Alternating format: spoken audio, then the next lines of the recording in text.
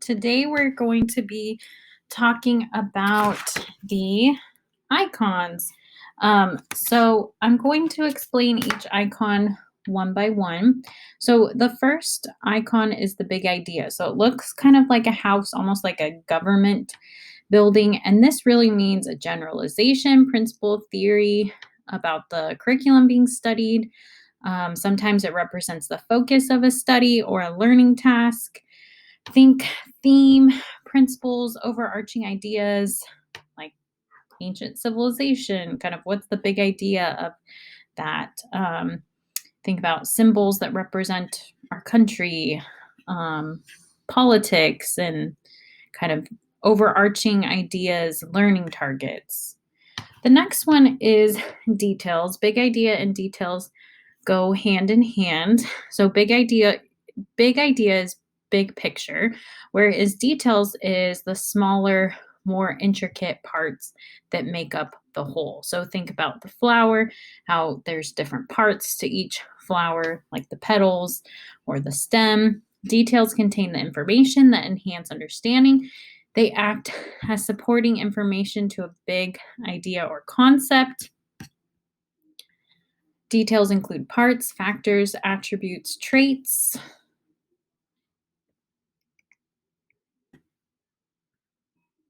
And here are some examples of details. So notice that, like the mouth, we have the whole mouth, but then there's different parts like the lip, the tongue, the glands, the floor of the mouth, or looking at a barcode. What do each of those little things mean on a barcode, or like the different parts of a flower, or different, cities in a nation, or parts of a paragraph.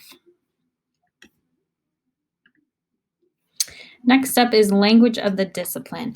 And it means that it's specialized language related to a topic or concept, including keywords, phrases, signs, symbols, figures of speech, abbreviations. So each different, I would say, discipline, we're not talking about like you're bad and in trouble.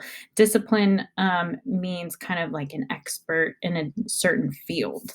So, thinking about this, there are math terms, there are geography terms, there are science terms, thinking about Spanish terms, literary terms, any type of subject. There is going to be a specialized language that we would need to understand in order to understand that topic. Rules. So, rules are everywhere and they are organizational elements that create structure. This concept is easy because it is surrounded, like, rules are basically everywhere. Rules provide structure, represent organization and hierarchy. The meaning is reflected in the design, which has a clear structure. So, what are some examples of structure? Well, Newton's laws of motion in physics. Think about our pillars and how we have different rules for different situations, like when we're in SEL or when we're on Schoology. In Zoom meetings, thinking about scientific laws, traffic laws, rules that are posted, thinking about our country's constitution and amendments and state laws and federal laws. Like all of those are rules. So think of rules as something that's consistent. It's always, it's a rule until it's not, right? Proven laws of physics, laws of nature, that sort of thing. Next, we're going to go into trends. So, trends represent the general direction of change. Change is the key word here. Trends can be explained by external factors or influences that contribute to the change. This icon is represented well by the line graph. Each spike and dip in the graph was caused by something, an external factor or influence. Think a cause and effect. So think about trends. We often think about like trends in the stock market. Here you can You can actually look and find Google Trends, and they'll kind of show you different things and kind of studying um, change over time. Think about fashion trends. Dabbing was a really popular trend a few years ago. Slime is a really popular trend now. I would say Zoom is a new trend since we have had COVID. Um, a lot of virtual learning happening or remote working. And so online conferencing is a very popular trend. Thinking about phones, technology is always changing. What's the latest phone? Phones used to be getting smaller and smaller. And then all of a sudden, once we had smartphones, the screens kept getting bigger and bigger, but thinner. Thinking about mail trends, trends are always in a constant flux, and you can study those trends. But I want you to understand that all three of these are connected, and it's connected by consistency. So we think of rules as always, patterns as mostly, and trends as sometimes.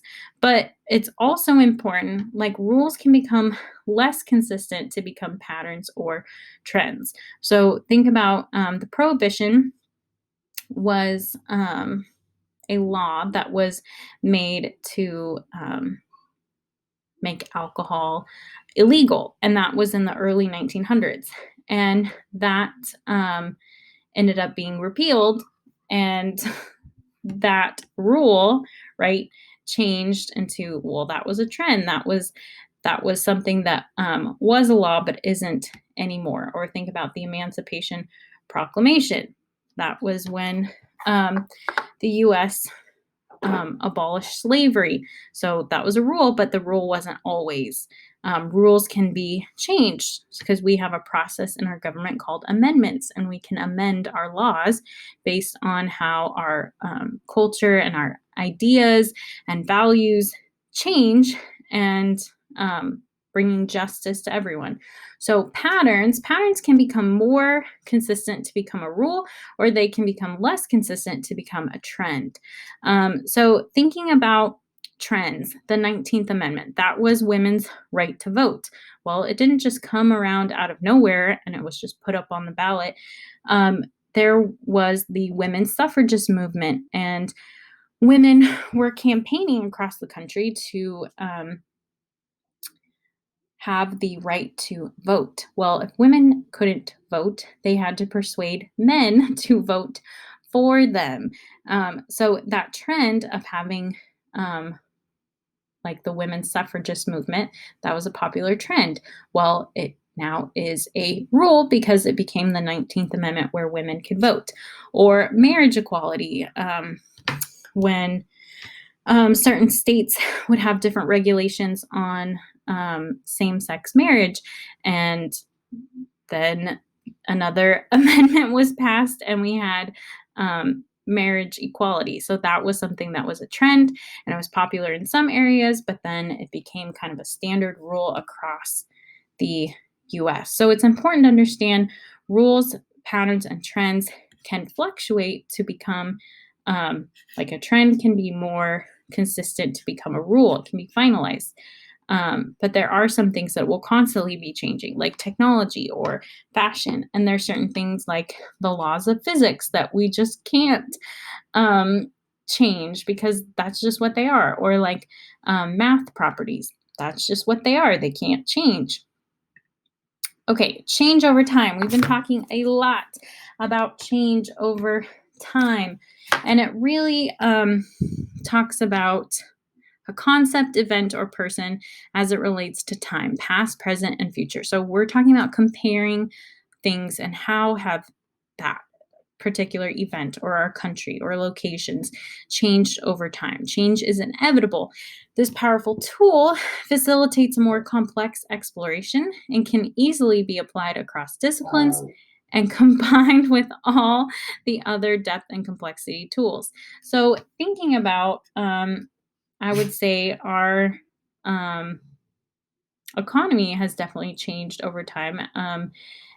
in comparison to how our economy was last year before the pandemic, right? Or even what school looks like. School looks so different now with COVID.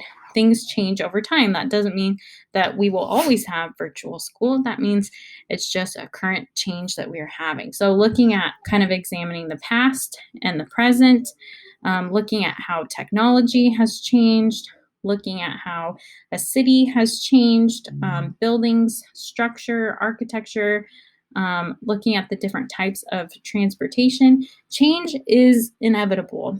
And another thing that goes with change over time is multiple perspectives. So, multiple perspective represents different points of view on ideas, events, people, and issues. It often represents an expert viewpoint and is dependent on time and place. So, when we talked about the 19th Amendment and women's right to vote. So, if we would look at the perspectives of, say, a man and a woman in the 1902, before women had the right to vote, I would probably say that a woman in that position would have a very different point of view than a man in that position. Where men had the right to vote, but women had to advocate in order to get their right to vote. And how they felt about that law might have changed on like their position, right?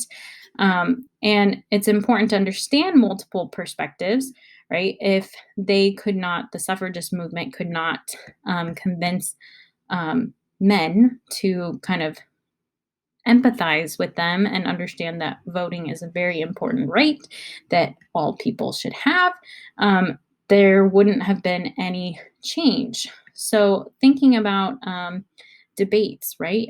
Each person has their own different perspective. Thinking about different novels that have different narrators, how each chapter is from a different perspective, and how can valuing those different perspectives and coming together and analyzing um, like that person's viewpoint, and especially that person's viewpoint in that specific time frame. If we're talking about something from in a historical point of view, is really important to understand the overall big idea, right? Moving on to ethical issues. So, this represents moral principles, possible rights and wrongs, an easy way to remember the meaning, kind of thinking like black and white, right and wrong, represents conflicting points of view on events, ideas, issues involving bias, values, and judgments. So, thinking about politics, right? Each different political party has different values, and they might hold some other values higher of importance. And there's a lot of conflict between different political parties because what might be the most important for one person might be the least important for another person. And it's all about kind of analyzing those ethical issues and understanding what are your values, and understanding kind of different moral principles. So, thinking about laws, think about honesty, responsibility, fairness, choices, a conscience, integrity. So, thinking about like our court system, moral choices. And here are some ethical issues like animal experimentation, animal cloning, minimum wage, organ donation, assisted suicide, child labor, discrimination, genetically modified foods, advertising in children. So all of these present ethical issues, and we can analyze the different multiple perspectives of each. What are the pros and cons, and how do we ultimately judge like what is the best for our current situation? And do laws need to change to prevent some of these, or do laws need to change to kind of change our way of living, thinking about like prohibition or marriage equality or, women's right to vote, all of those things. Like if there weren't ethical issues presented and multiple perspectives, and being able to empathize with different perspectives, right? We probably wouldn't have the change that we need to keep moving forward in our society. Unanswered questions. So this doesn't mean, what time is it? It doesn't mean what color is the sky outside. These are questions that cannot be answered yet, right? So anything that's unsolved, unclear, unproven, these can be ideas that have yet to be explored, unresolved, missing components. Unanswered questions are good. That's how we keep moving forward and making medical advances and technology advances. So students often want to find the answers to these questions. Being able to sit with that uncertainty and unknown can be anxiety provoking for them. But these questions won't always have answers. So I'm going to go over some things. So, like, are we really the only life forms out there? Is there a cure to cancer? So all of these are unanswered questions, right? But thinking about the smartphone, I was born before the internet was created. Crazy, right? And if you were to tell my parents before I was born that there's going to be a little tiny device that you can use to call someone and be able to see their face and talk to them and see a picture of them, or to be able to just from the palm of your hand with your cell phone, be able to ask any question and find unlimited amount of knowledge, right? I mean, the idea of technology and smartphones and wireless internet has come so far within the last 20, 30, 40 years. Thinking about will man ever fly, right? That was a huge question, and there were so many different people working on flight, and how the Wright brothers, shown in this picture with the first flight, they kept pushing, like, there is an answer, and they kept trying multiple different prototypes until they found something. So it's important to push those boundaries. Just because there's not a cure to cancer right now doesn't mean there won't be. Just because there's not a vaccine for COVID doesn't mean there won't ever be. There's so many different companies right now that are trying to find those unanswered questions to have, a vaccine for society so that we can come out of quarantine and staying at home. So it's important to have these unanswered questions and kind of push the boundaries. Across disciplines.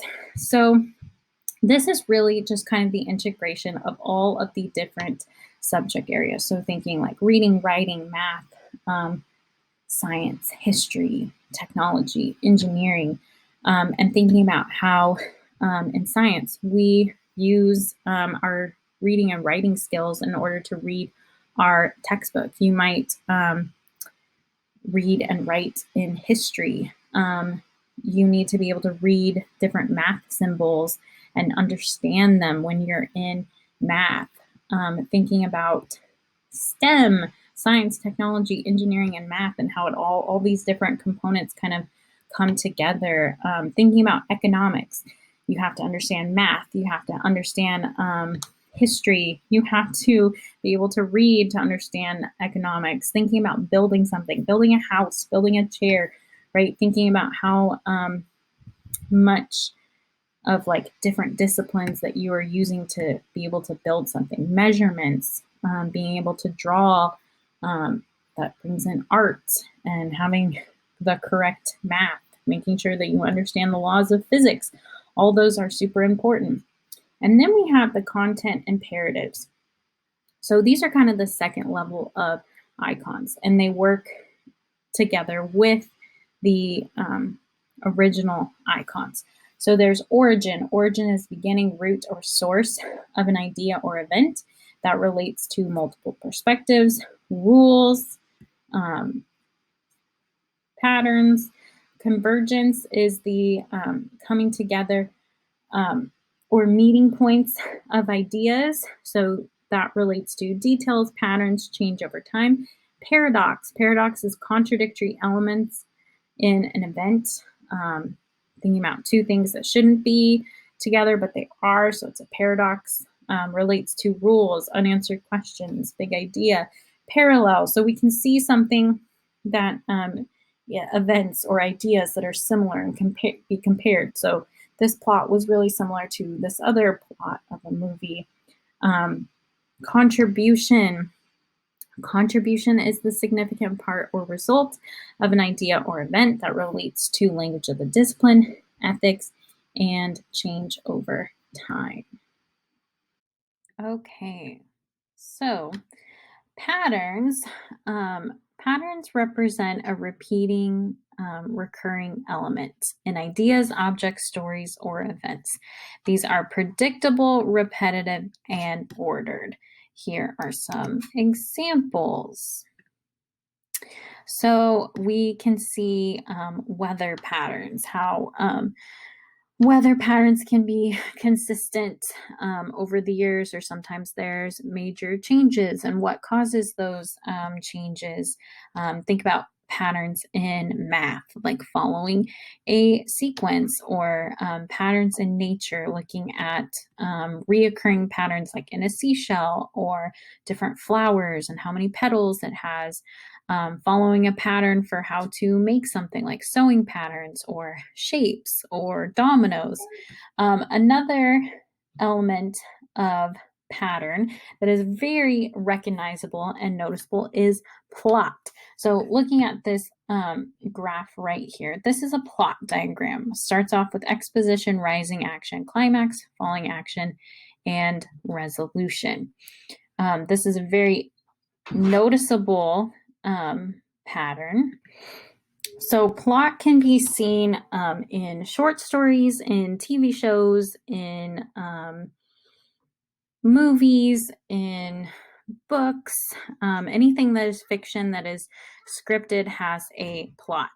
And there are certain TV shows that have lots of patterns. So some TV shows, you might get into the habit of watching them and you kind of discover that there is a certain pattern, right? Like a detective, like thinking about TV shows, they get into like the detective, there's a problem, they solve it, like there could be someone that they think is the suspect, but then it changes, or thinking about different TV shows where you kind of understand that there's kind of an ebb and flow of how that pattern works, and that is plot. One thing, thinking about how plot can have a very typical pattern, and sometimes that gets overused, and right, it can be boring, and some filmmakers want to kind of change the plot, and humans are used to predictable patterns. They don't want it too predictable, but they like things that are predictable. And sometimes when you change the pattern of plot, you can have some really great things develop. So I have this film right here, Infinity War. At the end of the film, right, Thanos does his snap, and basically the bad guy wins, and all of our favorite superheroes disappear into nothingness. Half of the universe's population disappears, and that just totally, in the theater, blew everyone's mind. Everyone just freaked out about it. And then the next movie, Endgame, it had one of the highest grossing, like it made the most money in theaters of all time. Why? Because the first movie, Infinity War, kind of broke our typical pattern of plot, because you always think like the good guys are going to win. Like, does that always happen? But it usually happens in plot, right? We have our climax where we think horrible things are going to happen, but then our heroes find a way out of it, and we have a comfortable resolution. However, in Infinity War, that doesn't happen. So Endgame drew in a lot of people because they wanted to see how does this get resolved? How do our heroes figure this out? And then the plot unfolds from Endgame. So that's a way pattern. Plot is a pattern. There's lots of patterns everywhere that we can see that are man-made or occur naturally in nature.